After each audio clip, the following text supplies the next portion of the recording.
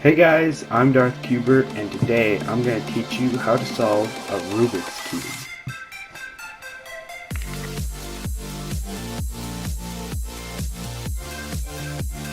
Before I begin, I just want to say that there are a lot of other videos on YouTube that teach people how to solve a Rubik's Cube. Some are way better videos than this, and each of those will have a slightly different method to solve a cube. So, what makes mine so special?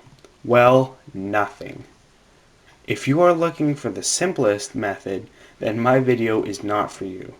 But I believe my method is still pretty easy and it bypasses some unnecessary steps. And it is pretty easy to learn. So, let's get started. Now before we even get started, an easy way to figure out how to solve Rubik's Cube is why don't we take it apart and figure out what makes this thing work, and that will make it a lot more clear of how we can solve this thing. Now when you take apart your Rubik's Cube, it's going to look something like this, but you guys don't need to do that because I've done it for you. So most of these pieces are the same, so I'm just going to move all the unnecessary pieces aside. Now there's three main parts to a Rubik's Cube. The most important one is the core. So this core is these pieces, and they're all put together by this plastic core and used with screws to put it together. And the thing that we can learn about this is these are centers, and they do not move. So they can turn and pieces move around them, but these centers themselves, they cannot move. So what I'm talking about on centers is these center pieces of each face. These are the centers. Now the next piece is the edge piece. Now this piece fits in between two different centers of its corresponding color. So this edge piece fits in between the blue and yellow centers. So here, the blue and yellow centers, and it fits right there. And that is the spot that needs to go. Now the third type of piece is a corner, and this fits between three different centers. So this is the yellow, orange, and blue, and it needs to go right here between the yellow, orange, and blue centers. So now that you know how it sort of works, let's solve this thing. Now you're probably like, hey Darth Cuber, what can we learn from taking our cube apart? And I'll tell you it's this. The biggest misconception about solving a cube is that people think you solve it side by side. This is a false fact. You don't need to solve the color on the Rubik's Cube, but rather you build layers by moving pieces.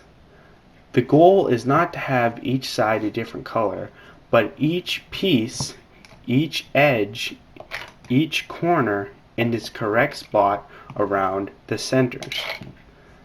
So, that is what we're trying to do. Move the pieces around the centers to put them in their correct spot. Not solve the yellow side and then maybe solve the blue side and then the green side.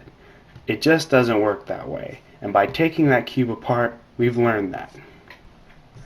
So grab your cubes and let's scramble them up. So when solving the Rubik's Cube, the first thing you want to do is pick a color. So the color I've always done is yellow. So let's find the yellow center, the center. So we need to solve all the edges on this, and we need to make a cross. And here's what the cross looks like. So we want all the yellow pieces in this cross shape using the edges.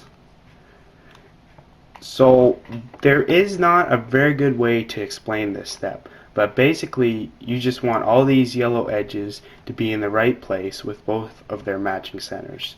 So this blue and yellow edge is between the yellow and blue center. And you're going to have to do a lot of fiddling around and just seeing how the cube moves to figure this part out. And you don't want the cross to be like this, but then not match up with these centers. You want the centers to match up with the edges. And the next step is we're going to put in the corner pieces so that we're going to make this entire first layer. So first thing we need to do is find a yellow corner. Here's a corner right here and it has yellow on it. but it also has green and red on it. So we need to find the green and red centers. Here they are. So move that corner right above where it needs to be. And where it needs to be is here, right in between the green, red, and the yellow centers. So you want to put it right above where it needs to be, and then you want the yellow facing you. So if it was facing that way, we would have the cube facing this way. But the yellow is now facing us, so this is how we want it. So how you're going to put this in the correct spot is you want to move the yellow, use this top layer to move the yellow away from where it needs to be. So not that way, but away from where it needs to be. Then where it needs to be, you want to move that side up, and then move this right back, and then bring it down. And there, we've put it in the correct spot. Now let's try with another piece. Now this piece is the yellow, orange, and green piece, and we have it right above where it needs to be, but we can't do it this way because the yellow is not facing us. This way the yellow is facing us, and it's the exact same principle. Yellow facing you, turn the top away from where it needs to be. Where it needs to be, bring that side up, move this in place, and bring this back down. And there's one more way that the corner can be that we haven't discussed yet, and that's this piece, the yellow, blue, and red piece. Now we are going to position it right above where it needs to be, but as you can see, either way we turn it, the yellow is not facing us, it's facing up. So what we have to do is we have to move the side that's on, either this side, or we can turn it and move this side, it does not matter. Move this side up, and move the top twice. Once, twice, and then move it back down. And then we can see it's flipped this corner around. So then we can put it right above where it needs to be, and then we turn away from where it needs to be, up, back, and down. So once you have done that with all four corners, you will have a nice layer on the bottom, and that layer looks like this. See, we have solved the bottom layer of our Rubik's Cube. So the next step is to build this second layer right here. And how you build that is you need to find edges that don't have white on them. So why don't we start here? We want a blue and orange edge. And if we look around, here it is right here. So you want to position this edge with the front color corresponding right with the same center. So we don't want it above this because those colors aren't matching. We want it right above the center. And then we want to know where it needs to go. It needs to go right here.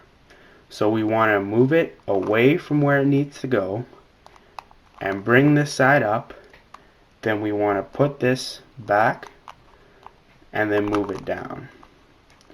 And then we want to turn the entire cube, not just one face. And we can see that we have this yellow piece out. So we need to put it back in. So we move away from where it needs to be, bring where it needs to be up, put it in, and back down. And there, you've put your edge in between. So now you just have to repeat the process with all the other edges. Now sometimes, like in this case, if we try and get the green and red edge, we can see that's in between the red and blue edge. And what we can do is first put this red and blue piece in here, and that will kick this one out, and then we can put it in here. But sometimes the red and blue piece will be here. So then what you want to do is take a piece with white on it, and you want to put it right above a center. So it can be this way or this way. And then we want to put it in this spot. So we go away from where it needs to go, bring this up, back, down, And then we have this yellow piece. Then we want to put it back in. As we can see, it has kicked out this edge piece. So we can put it now in here, and so on and so forth. Once you have done that to all 4 edges, you will have the first 2 layers solved.